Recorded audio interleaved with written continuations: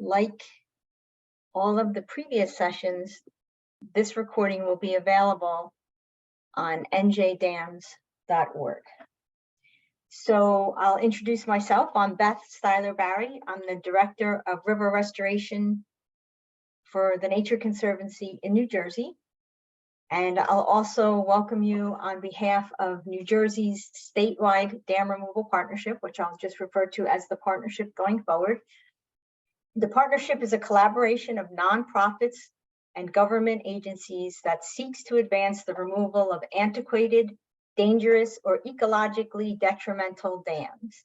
Its members meet quarterly to discuss beneficial dam removal projects and to exchange information regarding policy, regulatory issues, funding, and the practical considerations of dam removal. The partnership also provides information to the public about how dams and dam removal may affect their communities and their lives.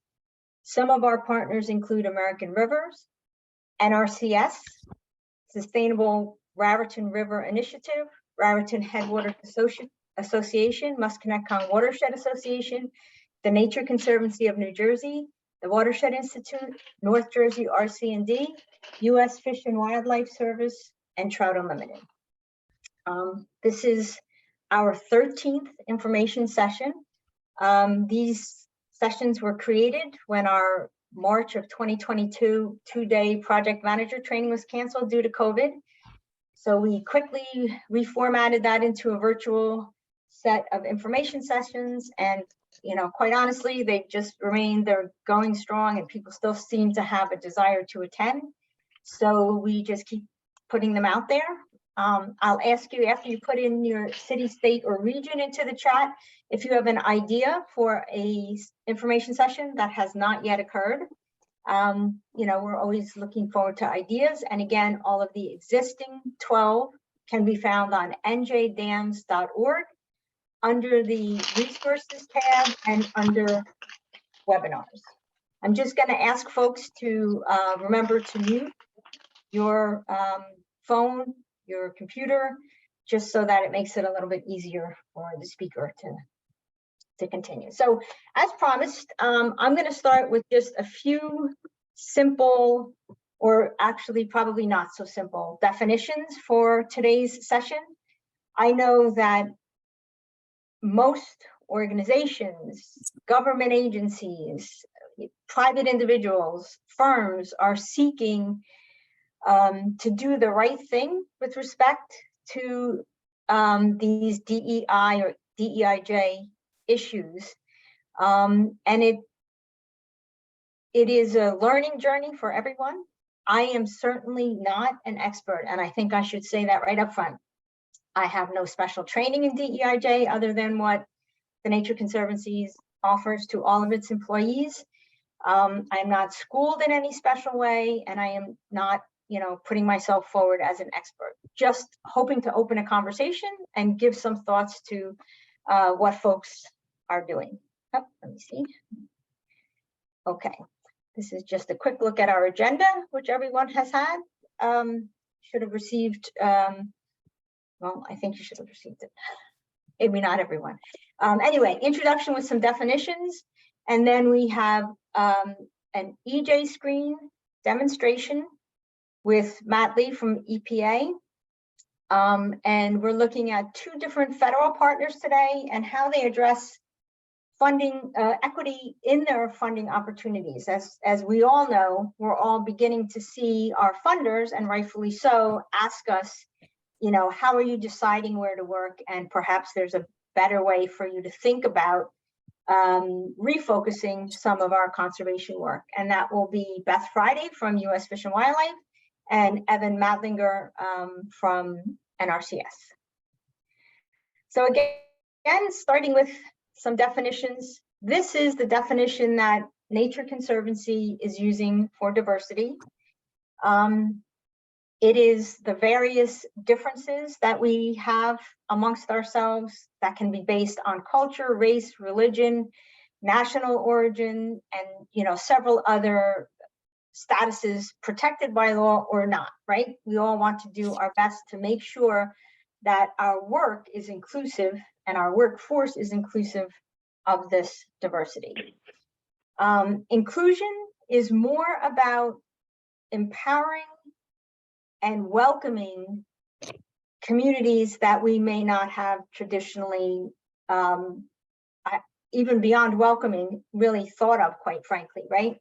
So sometimes if we don't have to include a particular community or part of a community in our work because we don't need to for permitting, or we don't need to because our funders haven't asked that, or our boards haven't asked that, or our employers haven't asked that, we have just kind of skipped that work and not been as inclusive while planning our projects.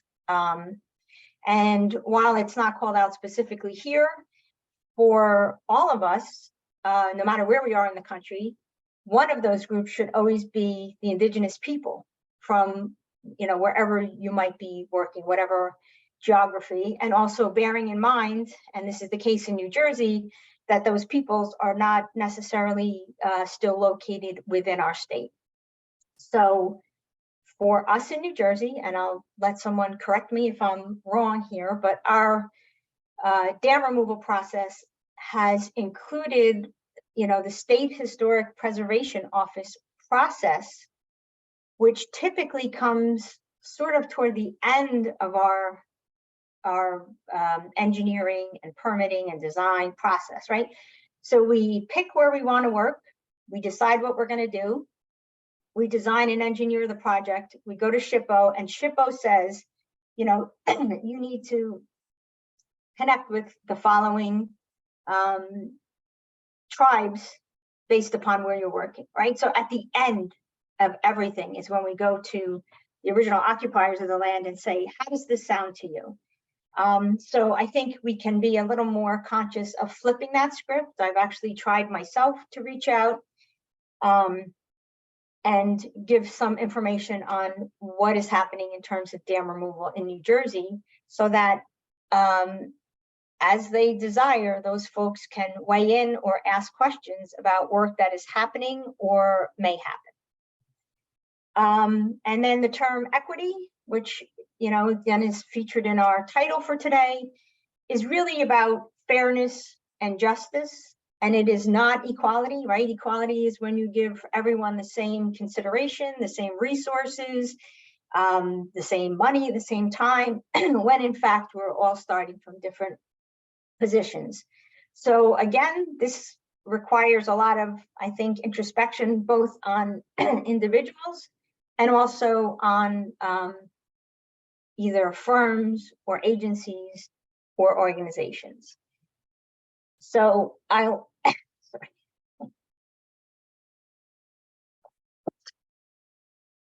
So I think that without further ado, because he was very kind to join us sort of at the last minute, I'm going to go ahead and introduce Matthew, or Matt Lee, with the Environmental Protection Agency, who is a specialist in the EJ Screen tool. And so I'm going to let him kind of complete his introduction and then go ahead and step in and describe the tool.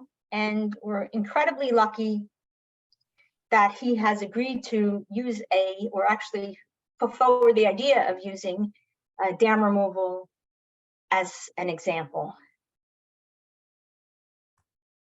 Yeah, thanks, Beth. I really appreciate the opportunity to be here. Thank you for having me. And it was a pleasure meeting you at the forum the other day. And again, so I am Matthew Lee. Okay, let me get the right screen up here. I work for the Office of Environmental Justice and External Civil Rights at EPA headquarters. Though I am physically located on the traditional territory of the Lenni Lenape, about as close as you can get to the banks of the Millstone River in what is now considered Montgomery, New Jersey, in Somerset County. And I have the pleasure of introducing to you, or hopefully maybe even not introducing to you, EPA's EJ screening tool. Hopefully, again, you have heard of this tool. If you have not, I'm going to give a very brief kind of 5 to 10 minute PowerPoint overview, and then I will dive into a brief demo of the tool. But let's just get right into it. And if you do have any questions, please don't hesitate to ask. But for all of you who don't know about EJ Screen, EJ Screen is EPA's web-based GIS tool for nationally consistent EJ screening and mapping. And the keywords there, and I love that we have such a wide constituency on this call, is nationally consistent, right? We have coverage for all of our data sets for the entire country, including Alaska and Hawaii, some coverage in Puerto Rico, and then we just actually updated the tool to include some data sets in the other US territories. But again, this is truly a nationally consistent EJ screening and mapping tool. And what EJ Screen does that kind of sets it apart from a lot of your other GIS tools that are out there is that EJ Screen is combining environmental and socioeconomic data to highlight areas where vulnerable populations may be disproportionately impacted by pollution. And this gets at the crux of environmental justice, right? Your vulnerable populations, your poor, communities of color, communities with limited English speaking abilities, your communities on tribal lands, right? Who we know face higher pollution burdens. And those are the exact type of areas that a tool like EJ Screen strives to highlight. And we consider at EPA, EJ Screen to be a starting point for us to address environmental justice issues. And we also consider it a starting point for our partners to start integrating and use the tool to start integrating, a lot of the equity and diversity principles that Beth just went over. Now, equally important to understanding what EJ Screen is understanding what EJ Screen is not. And I'm not going to spend a ton of time here, right? But screen is in the name. This is a screening tool, right? It doesn't cover everything, and it doesn't cover every single environmental issue. You will see we only actually have one water indicator in EJ Screen, but it does provide a true holistic outlook on community characteristics and some of the environmental burdens that they may be facing. Again, it is not everything though. And if you do come away with nothing else from my presentation, please recognize that EJ Screen is not a labeling tool, or it is not a designation tool. So you're not going to see EJ Screen maps with saying this is an EJ community and this is not an EJ community. That is not what the tool does. It is simply highlighting areas that have both vulnerable populations, and higher pollution burdens present. And we primarily do that through the creation of EJ indices and our newly released supplemental indices. And as the graphic kind of here on the right shows you, these indices are again a combination of environmental and demographic data. So you can view that data together, to view areas that are most likely to have, environmental justice burdens or considerations. We also feature 12 environmental indicators on their own. So you can look at each of the environmental data sets on their own. You can look at all the socioeconomic data sets on their own. And we feature 7 readily available socioeconomic indicators in the tool. And then we also round out the tool with a suite of health, climate, and critical service gap indicators. EJ Screen then features all this data in maps, reports, graphs. Really depends on your kind of use of the tool, but we provide the data in a variety of different formats. And EJ Screen is by no means a static tool, both in terms of mapping, right? It is a truly interactive tool, but also in terms of updates. We update the tool on an annual basis, sometimes twice annually, like in 2022. So we updated the tool in February, and then we just updated the tool 3 weeks ago. So this is a very timely presentation. So again, any of the environmental data sets which can be updated, we do update. And we are pulling all of our demographic data from the US Census Bureau's American Community Survey 5-year rolling averages. So right now in the tool, you are looking at 2016 to 2020 ACS data. Again, this is the most recent available. And one of the really nice things about EJ Screen, especially from an environmental justice perspective, is we are using the highest resolution of data available. So each one of these kind of irregularly shaped polygons that you see on the map here are census block groups. The Census Block Group is the most refined unit for which the Census Bureau releases detailed demographics. So it doesn't get more refined than this. And since EJ issues are inherently local, it is very important to be looking at this data at that most refined unit, again, which is the block group level. In the name of transparency, everything within EJ Screen can be downloaded. So if you are your own GIS person or work with a GIS team, you can download all those data sets that I just went over and utilize them within your own GIS. However, you do not need any special GIS software, any special passwords, anything besides internet access to access the tool. And we at EPA and our federal and state partners and our community partners all utilize the same exact tool with the same exact data. And on that note, I'm going to switch to the live demo. I will quickly note we do have a hour-long robust training session set up for the public next week. It is next Wednesday at noon. If you would like to join and get, again, a much more robust version of this training. And then we do offer office hours. But if you go on our website, you can look at the training schedule. But we do have one set up next week. But real quickly, I want to show you EJ Screen. And you might have to bear with me. There's a lot going on with Zoom here, and sometimes I have to move this stuff around. But this is EJ Screen. Again, if you just Google EJ Screen, you can launch the tool directly from the homepage. And we like to think if you can utilize, Google Maps, you can utilize EJ Screen.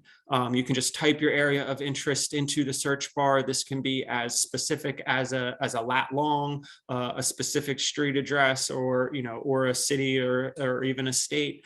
And zoom to your area of interest. In this case, I'm going to go to Trenton, New Jersey, along the banks of the Delaware River. And one of the first things that people do with EJ Screen is they look at the data that is housed within the table of contents over here on the left. We have split that table of contents into 4 different tabs. So you have your Maps tab. This is mostly where people start layering on the different indicators one at a time. We also have a Places tab. EJ Screen does serve as its own GIS library. So we have a variety of different community points of interest in the tool, again, preloaded. We do offer the ability to run and generate reports at a variety of different geographic units, including user-defined areas. And then also we have a tools tab, which I'll get into in a couple minutes. But again, first and foremost, where people usually start with EJ Screen is the Maps tab. And one of the first things people can do, again, if you know basically where your project area is, you might want to look at, let's say, the geographic distribution of low-income populations, in and around the Trenton area. You can select your socioeconomic indicators and look and click on the low income populations, and see where the low income populations are geographically located, in and around this area in Trenton. And you can see, especially when comparing in the New Jersey side of the Delaware to the Pennsylvania side, you can see there's much more low-income populations on the New Jersey side than on the Pennsylvania side. Likewise, if we look at the geographic distribution of people of color, we can start seeing, where the communities of color are located in and around Trenton. If you zoom out, it's going to even give you a broader view of all these different block groups. Again, these are census defined geographies. And what's really nice about EJ Screen is that, again, you can go through all these different, socioeconomic variables or pollution variables. But, once you've kind of, and I'm going to throw on limited English speaking here. And once you've kind of located your area of interest or a specific area that you might want to start kind of diving into and gathering some more data, for example, you can see this area here being in the 95th to 100th percentile for limited English speaking, meaning that only 5% of the nation has more limited English speaking households than this particular block group. And now that you've identified this area, one of the things you can do is go into the reports tab. You can select your block group or any area that you would like to generate a report, and physically click on that, on that block group, and it's going to give you a couple of different options to run reports. You can run a 3-page EJ Screen report. This is going to give you, a 3-page report of all those EJ indices, the environmental indicators, the socioeconomic indicators. But you can also run an American Community Survey report, an ACS report. This is going to give you a detailed breakdown by race and ethnicity. And this is really informing, particularly when you're looking at, limited English speaking populations. So again, just to show you really quickly how easy that was, you've identified your area, you click on reports, you select your block group, and then you literally physically click on your block group. You can generate that ACS report. I do have it pre-generated, but what's nice about this report is, again, not only does it tell you, yes, this block group is 87%, people of color, but it's giving you then a breakdown of that population, by race. And you can actually see that 84% of the population, I think that's saying 84, sorry, I need my glasses on, is Hispanic. And what's even more informing, I think, is on the second page of the report, it's actually giving you a breakdown of the linguistically isolated households. And in this case, you can see 100% of those linguistically isolated households are speaking Spanish. So this can obviously inform community outreach, community engagement, right? Necessitating translation, things like that. So this is, again, just a couple of examples of how you can really quickly generate some really meaningful information in EJ Screen. And I know I kind of already went over what I told Beth I would go over, but I do want to include one quick other example, because I've kind of showed you can overlay all these various different indicators of interest. I actually will highlight one other broader category that we have. We do have these new climate change indicators, including flood risk. This is a new block group level flood risk data set from the First Street Foundation. This is looking at flood risk to property, which I think from an EJ perspective is extraordinarily beneficial. So again, I just wanted to highlight this, but also, to show you that we have a ton of data sets, available, but we do not have everything. And we kind of recognize that we don't have everything. And one of the really nice things about EJ Screen is that the user themselves can add in their own data, or you can access data from other areas on the web. So as I mentioned, I am actually physically on the banks of the Millstone here. And I just wanted to look at what was available in and around the area. And I just happened, one of the options you do have to add in data is if you go into the Tools tab, you can search the Geo platform. And the Geo platform is basically a GIS library in the cloud. And I was looking for just what data was available on the Millstone River. And lo and behold, the third data point available is Millstone River dam removal monitoring sites. And I said, okay, let me, this sounds audience specific. Let me add these in here. Again, these are not data sets that we have readily available in EJ Screen, but you can access them through the Geo platform. And what's nice is that it's actually showing you the dam removal or where the dams are and where they're doing the monitoring of the dams on the Millstone River. I specifically remember having to, when I used to kayak down the river, having to get out here, at Blackwell's Mills to take my kayak out around the dam. So you can kind of add in your own data, see these places that you want to do then, these assessments on, to again, start integrating equity and diversity, incorporating those type of principles into your, into your planning. Again, if you want to look at, let's say, the communities of color in those areas, just because it's not in the 80th percentile, nationally, does not mean that there's not communities of color present. If you look at this dams site down here in the block group that it's located in, you can actually just click on the block group. You can see 73%, or sorry, it's in the 73rd percentile for people of color. This is still, relatively high. And again, you could then generate any report on these areas. So there's a lot of different functionalities in EJ Screen. I just wanted to highlight a couple of audience specific ones for y'all. And again, I know I already went over, but I do get excited about showing all the functionality. So I'm happy to take questions, and I'll hand it back to you, Beth. All right, well, we do have a few questions. I'll go ahead and read them to you, or can you easily see the chat? What's best? Let me see here. I can, okay, I can start. I see 2 in the chat, and if anybody else has another 1 or 2, we can take those if you put them in the chat. If you export the data. No, so the Gianna is asking, if you export the data into Excel, is the town or city associated with each block group easily identifiable? I would say it's not easily identifiable. Most of the towns and the cities are identified by their census ID number, not necessarily what like a community member would notice, like Somerset County or something is identified by an ID number. That being said, you could, if you knew that ID number, you could filter it.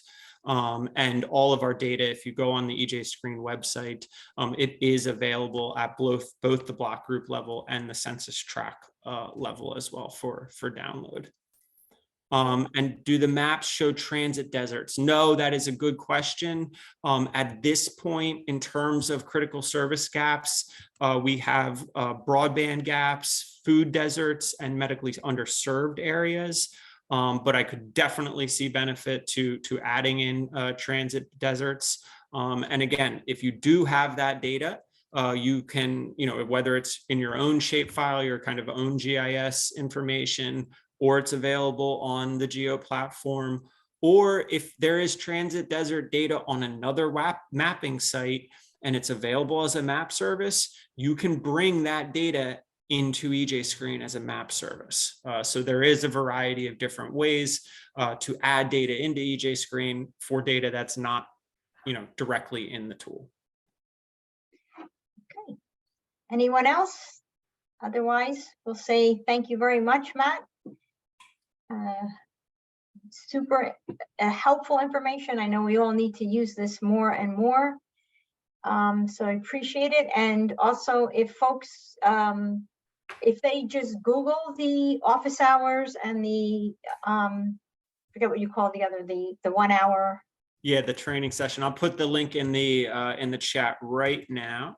But yeah, next Wednesday at noon Eastern, we are hosting a training session. You do not really need to register. The Zoom link is just right available on that website that I just posted. Okay, All right, thank you. Thanks again, Matt. Thanks, Very Beth. much. Appreciate it. Okay, appreciate you. And then we'll transition over to Beth. Hello.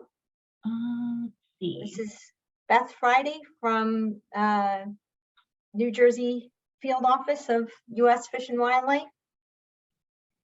Will be Okay.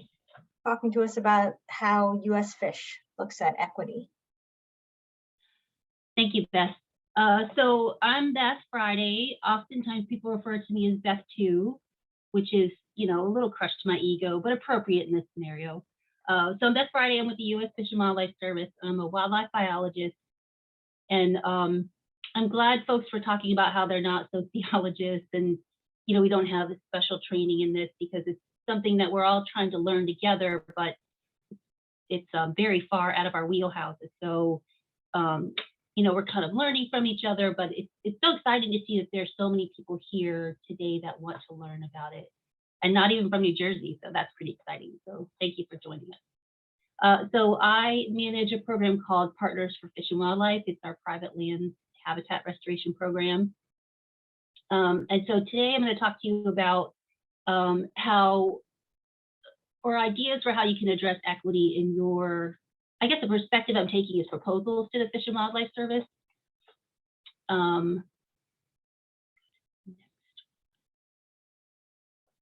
So we started talking about this, at least from the Fish and Wildlife Service, through the bipartisan infrastructure law, because it was a big pot of money that came to many federal agencies, including the Fish and Wildlife Service. And one of the things that you have an opportunity to address in your proposal is equity and justice. So I'm going to talk about it from the perspective of the bipartisan infrastructure law, but there are other funding sources from the Fish and Wildlife Service through the Delaware Watershed Funds. There was the America the Beautiful Challenge. All of the tools and things that I'm going to talk about are things that you can use to build proposals for those funding sources too. And I won't spend a lot of time on this because Alex with the Fish and Wildlife Service, he's here today, also gave us a presentation about how the service is going to use this bipartisan infrastructure law money, but it's a nice pot of money being administered through the Fish Passage program. So that's why I'm going to talk about the Fish Passage program, because that's where our BIL money is coming through. And so this is a list of the criteria that we used in FY22, which is last funding cycle, to rank and score projects for consideration. We don't have the notice of funding opportunity. We call it a NOFO. We don't have the NOFO for FY23 yet. So we're just going to kind of look at what we had in FY22 as our guidance for now. And when the notice of funding comes out, then we can update our guidance when that comes out. But Alex and I have been kind of messaging every day, is the NOFO out? No, it's not. And then this morning, Alex said, nope, it's not out. So we're going to use the interim guidance. So at least from the Fish Passage perspective, there's the things that you would expect: benefits to priority species, fish passage benefits, partnering and leveraging. That's always a really important thing. And community involvement, climate change, resilience, benefits to public safety. And then this criteria here is benefits for disadvantaged communities. And I'll just read it. Consider if a project has positive effects on the disadvantaged community. Consider benefits for socioeconomic conditions, such as public river access, recreational fishing, tourism, water quality, et cetera, and safety, which is reduced flooding, removal of high hazard dams, et cetera. So like I said, this is the interim guidance from a memo that we have until we get the notice of funding. And so it tells us what we consider a community and what we consider as disadvantaged and underserved. So low income and persistent poverty, high unemployment, racial and ethnic segregation. I like this term, linguistic isolation. I have another group that I'm working through, you know, trying to improve the language that we use with our recipients of, we call it recipients of federal financial assistance, which I don't really care for that term. So that's why I like that linguistic isolation, is because I think language is really important when you're dealing with people. Housing costs, you know, this is the list, which is published in this memo, but also when the notice of funding comes out, you will have an updated list of how we consider disadvantaged and underserved communities. So the thing I wanted to spend most of my time today on are, like I said, I'm using the perspective of if you're putting in a proposal, and some of the tools that we have that you can use to kind of screen, like Matthew was talking about screening your project site. So I've got 3 tips up here. One is describe how the community is disadvantaged. With these, mapping tools can kind of help you get that data. Describe how the community is involved. So of course, just working in one of these at-risk communities is not the whole story. We really like to see the involvement with the community. I think that goes a long way toward inclusion. And then number 3, describe how the project will provide a meaningful benefit to the community. And that oftentimes that ecological uplift is the easiest thing for us to describe, and it can be a little bit more challenging to describe the other benefits that we know communities are going to have. So hopefully these mapping tools will be helpful to you. So I'm going to go over to the website where I pulled up some of them. So the first one is this climate and economic justice screening tool. I can't remember who produces this. Okay, so when you open it, it looks like this. And so what I did was I zoomed into an area that most of us know is the Musconetcong River, which is this over here. And I was just clicking around to see, okay, so, you know, what are the things that this mapping program is going to show to me? And I clicked on, I had to go into Pennsylvania.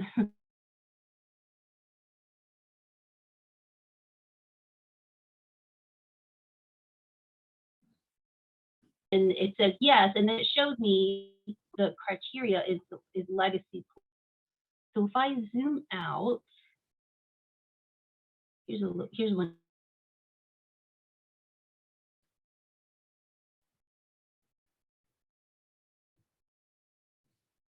Excuse me. Oh, that's kind of a problem. I can't see my navigation. Can you see this box right here? That's T box. I am actually having a little bit of trouble with your audio. It might be because you're online. But I can see your main screen. I'm not seeing anything. Okay. So how's my audio now? Has it resolved it? Yes, it seems to be fine now. I just confirmed with someone else that it wasn't just me. So the next time it happens, I'll let you know. Okay. If it happens.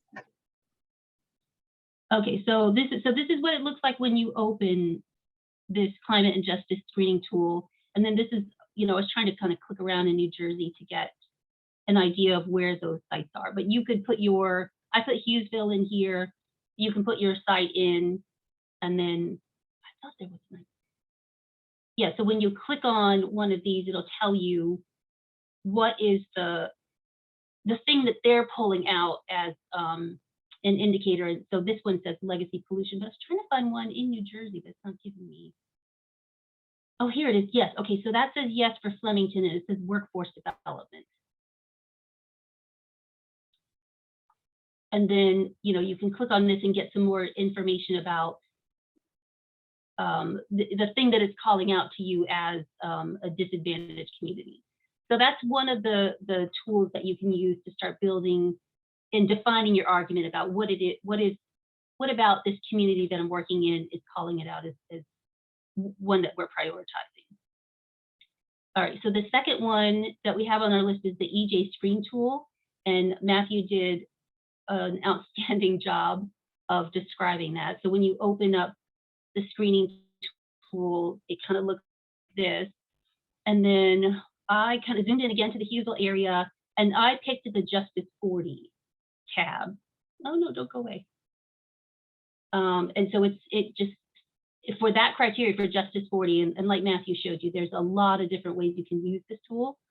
It kind of pulls out those blocks of Justice 40 areas. So this Flemington one shows up again. And then when you get over, you know, onto the Atlantic coast, you start to get several more communities.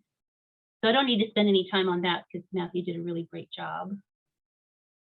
And then the third one is the Social Vulnerability Index, the CDC mapping tool. So when you open it up, it looks like this. And then again, I zoomed into Hughesville. And somebody had mentioned transit data. So you can, in this little block, you can pick the different metrics that you want to look at. And this one is housing type and transportation. So I highlighted that one. This is kind of the Hughesville area. So I'll go over here to Essex County. So it gives you a score. And this one scores high. And so you can click on these links, which I'm not going to because it takes you kind of have to start all over again, which I don't want to do right now. But you can get more information about what that means to build your, the story about the community that you're working with in the project that you want to do. So I started out with this overall score. Well, Warren County scores low, medium in these areas in Pennsylvania, medium in Middlesex. So that's the third kind of mapping tool that you can use to help build your story about your project and community. And then the last thing I wanted to talk about was, so we talked about like really wanting to focus on these historically underserved communities, but when, at least for federal funding, there are several things that we have to consider when we evaluate a project. So Beth had mentioned SHPO, the State Historic Preservation Office. We consult with them to be in compliance with the Historic Preservation Act so that we're protecting historic resources. NEPA, the National Environmental Policy Act, Section 7 of the Endangered Species Act. And another thing that we do is a hazardous materials review of sites. So what we don't want to do is create what we call an attractive nuisance. So let's say if you plant trees in an area that's got mercury contamination, and now you've like pulled that from underground and made it available to animals that might eat the fruit. So you have to consider, like, am I doing more harm than good when I work in this area? So in New Jersey, we're quite famous for our Superfund site. So I just wanted to show you that that's something that you should consider about, contamination where our Superfund site, because we will have to consider that in the process of federal funding. Is are we working in a hazardous area, and is that going to do more harm than good, basically? So these are all of the Superfund sites in New Jersey. There's 115 of them. You can map them here, and then if you scroll up, there's a list of them. So you can click on the list to just find out more about what is going on, because some of them have been cleaned up, so it might be that could actually build a better case, right? A better story is that this was a Superfund site, it was cleaned up, and now we want to layer on to the good that we're doing to reverse the harm that was done to that community. So if you find that story, that's a great story. But if you find the story that there's PCPs in the air, maybe you want to avoid that site. So that was I think all that I had to share. I just wanted to show you how we're defining these underserved communities, how some tips on how to define them, and then some tools that you can use to pull the data that you need to define and tell your story. Thank you. Thank you. And I'll refer to you as Beth One. But thank you very much. That was great. And, as I mentioned, I think at the very beginning is that, funders are definitely asking us to tell our story, not only in terms of natural resource protection or restoration, but also in terms of, benefits to local people and socioeconomic and demographic stories as well. So those are all very good tools for us to use. I have a question for you though, Beth. Is there in the U.S. fish funding at all any set aside for tribes? I know that NOAA, I believe, had a 15% set aside for the most recent ask, or maybe somebody even in the chat knows whether or not that was NOAA.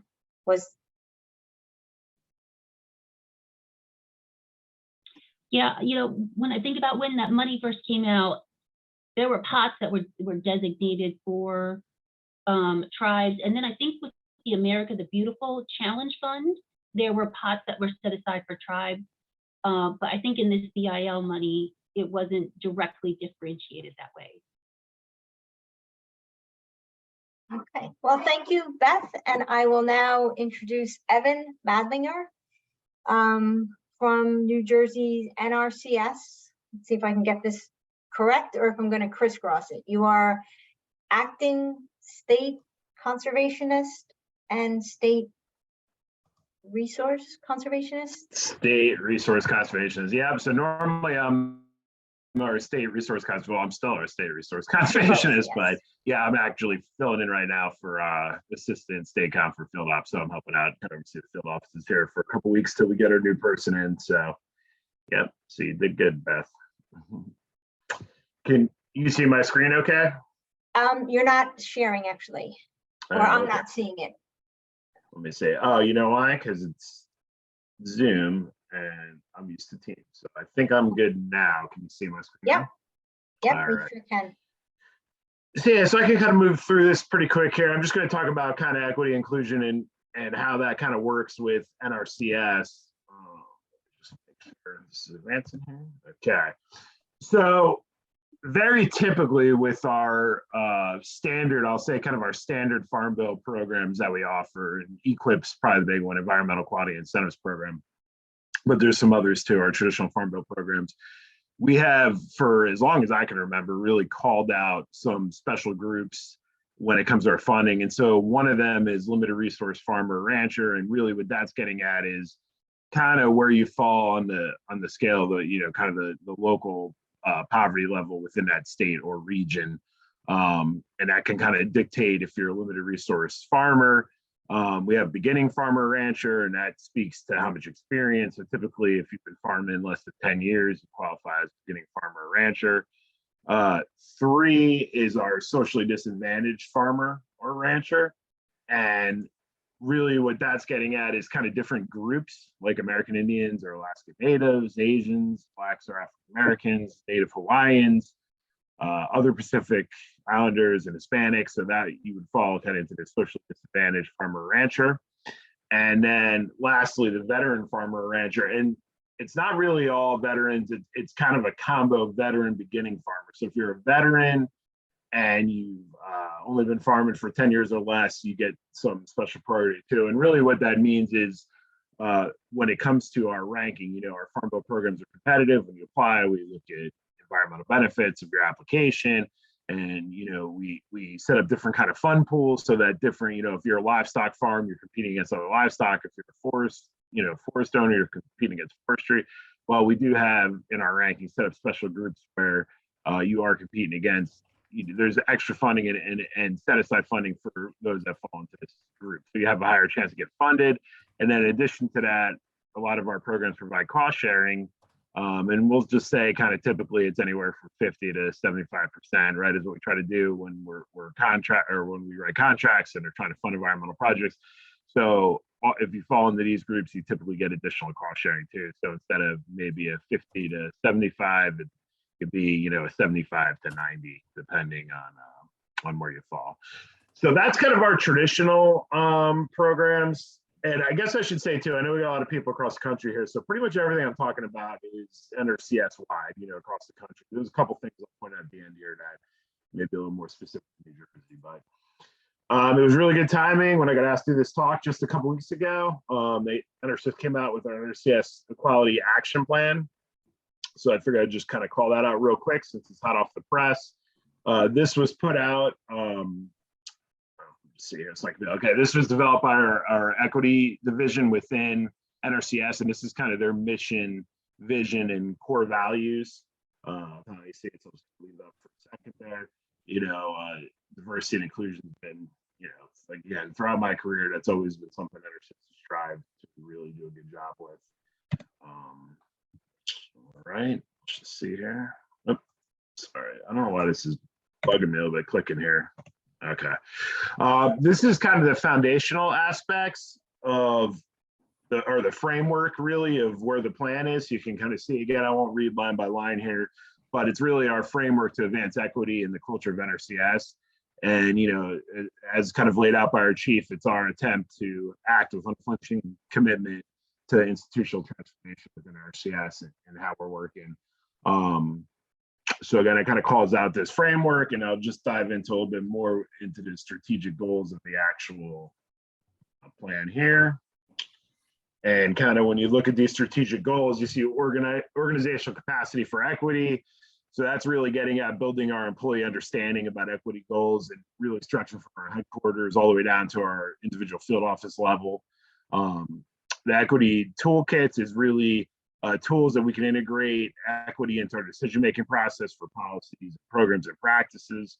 The equity and inclusion data is really meant, is our attempt to implement the evaluation of equity data into, to help determine successes of our program policies, make sure we're doing a good job there. Equity, inclusion, and partnerships, that's an effort to work with communities and institutions kind of at all levels, national, regional, state, and local, to ensure NRCS efforts are having, the effective, being effective in the way that we're going about things. And lastly, the operationalized equity. This is really about communicating and acting with urgency to eliminate any program, policy, or service inequities that we find, within the agency and always making sure we're staying on top of that. So kind of lastly here, bringing it all together, what does this mean? So we're, like a lot of federal agencies, with this Inflation Reduction Act funding that's coming, this is creating quite a big stir within our agency. We're slated to get just an astronomical amount of money, essentially doubling the size of our agency. So there's a lot of scrambling up at the headquarters level, and a lot of meetings going on how we're going to go about using this funding and getting it out, to our clients and customers on the landscape. So with that, one of the things we don't know a lot yet. They really have not sent a lot down to us yet, but what I can tell you is that a lot of it is looking to go towards this Regional Conservation Partnership Program, RCPP. And not only RCPP, but these other two I'm going to mention here in a minute. I'm kind of calling out because unlike our traditional programs, like I talked about right at the front, these are more kind of almost like grant-driven type programs. So RCPP, for those of you who may not be familiar, is a program where partners approach NRCS with a priority area that they would like to see more funding come to the state.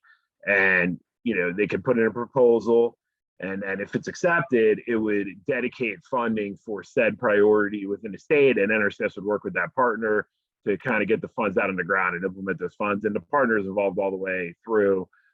They kind of every step of the way, even help with the ranking and stuff. So we've done some of this in New Jersey. We've used this for dam removal here in New Jersey. I know we've been working with Beth and some of the other partners here on the call, looking at some other projects through RCPP. So you're going to hear, this program's been around, you're going to hear a lot more about it, even, going forward. I think there's going to be, like I said, a really substantial amount of funding that's going to go towards this. And so within a Regional Conservation Partnership Program, when you put in that proposal, that application as a partner, within that, like it is with most grants you see nowadays, there is sections within that NFO or, within that proposal where it would ask you to touch on how this would affect, limited resource producers or, low income areas and all the things that we're trying to target through equity and inclusion. The second one here too is conservation innovation grants. So this is also very similar. It's more of a grant-driven program by NRCS. Some states offer this every year, some every other year. It kind of moves around. In New Jersey, we did offer this program last year. I think we're going to offer it again this year. It's a pretty neat program. This is where partners, universities, even private businesses can approach NRCS about innovative conservation ideas, things they want to try out, kind of pilot and see if it, and really from NRCS's end, it's stuff that maybe NRCS might want to consider providing funding or being involved with, going forward in the future. So kind of neat program. That, again, was advertised last year. I actually run this program as SRC here in New Jersey. And I can tell you for sure, in that NFO that went out last year for CIG, there was some extra points given if it was a limited resource producer that applied for this program, or if you were an entity that was targeting limited resource producers or socially disadvantaged producers. there was some extra points in the ranking that would help you with that program. And I should mention too, I've kind of mentioned CIG is more of a state program, but there actually is a national CIG program too that NRCS does that's out there. So the biggest difference kind of being that the state has a little more control of their state program on some of their priorities. The funding tends to be a little bit less. Last year, we were looking for projects with a minimum ask of 75,000 up to 275,000. And when you get into the national level CIG, it's bigger money. You keep getting up to, I think, $1 million, couple million, stuff like that. So bigger kind of projects. And then the last thing I'm going to mention here is a New Jersey specific thing, although I think there are some other states looking at this. I think Texas is one of them, where we have these conservation technical assistance money that NRCS gets. We're doing some, last year we advertised for some real small, like $5,000 a pop urban grants. So these were used, so we had some municipalities apply in New Jersey to get some funding to start a community garden or put up a high tunnel or, do kind of various things, in more urban settings. And so that as well had an NFO that went out, noticed a funding opportunity, and also had some ties to it. Obviously in these urban settings, we tend to be working with more of these kind of communities that we've been talking about today. But again, that's another way where NRCS is looking to kind of prioritize where our funds are going there. So with that, I am done, Beth. So nice and quick and concise. Okay, I have a simple question, which is, can you say again what the acronym CTA stands for? Yeah, so that's Conservation Technical Assistance. Okay. And that's just more getting at, that's like, for what it's worth, it's just we get some funds that we can provide technical assistance that aren't tied to a program, is really what it is. So that's kind of it. So we took some of those funds last year and put it towards some of these urban grants. I know NRCS, like many, have kind of put a focus on urban farming. And so that was just a way that we could help get some outreach to urban communities. And who would be the eligible recipient of that grant? That as well is pretty open. Like I said, typically NRCS, our standard programs are geared towards private landowners, with a few caveats. Like CIG, the CTA was also open to like municipalities, nonprofits. It didn't have to be an exact individual. So we did actually fund a few municipalities through that last year. Okay. Thank you. And does anybody have a question that hasn't been answered in the chat? You can just unmute yourself and ask the question now. We just have we're actually at time, but I'm sure we can ask our speakers for 2 more minutes.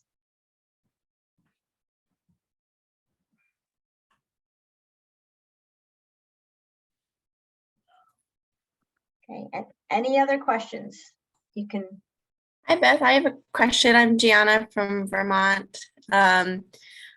Specifically to Beth, your presentation, we're getting some requirements to distribute funds proportionately to EJ-focused communities or disadvantaged communities. And we're seeing a lot of great mapping tools to find those communities, and we're not finding the right guidance on how to determine who is a beneficiary and how broadly you define that, particularly around work to improve water quality, and so I'm just wondering, from your experience or anyone else's experience on the call, like, has anyone grappled with defining the beneficiaries, the geographic extent of that, and then overlaying that to figure out where there are disadvantaged communities?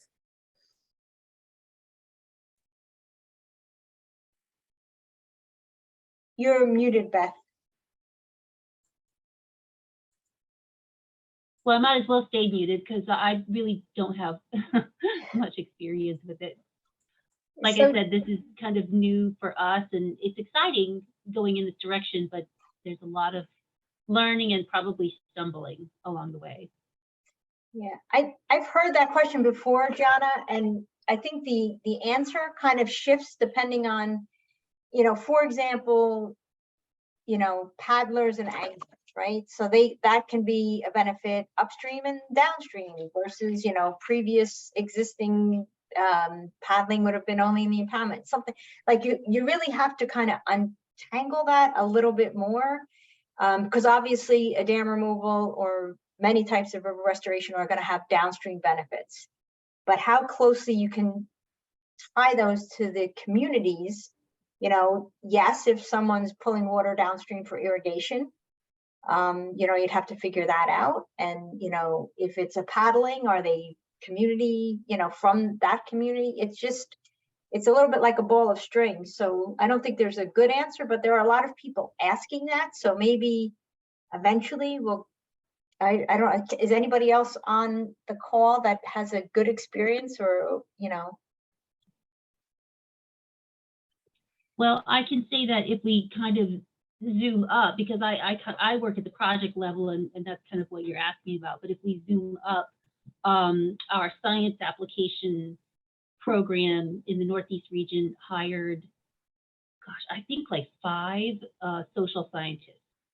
I don't know that we had any before in our region. So we are incorporating it at a very high level in terms of how we plan our funding programs. What are the criteria that we build them around? So I know that's not answering your question because you're looking more at the project level, but I guess we got to start at the top with what we can do with the social scientists that we've hired to help us out with it. Any other questions? Okay, well, I will thank you all for joining us. Thanks our speakers, Beth and Evan, and I think Matt is or was until a minute ago still on. And for everyone for joining. And again, if you have ideas for additional presentations, please send them our way. And we'll see if we can, you know, piece together a good presentation that will help deliver that information. Yeah, thanks, Beth, for hosting this. I learned a lot, even though I was talking. Okay. All right, thanks, folks.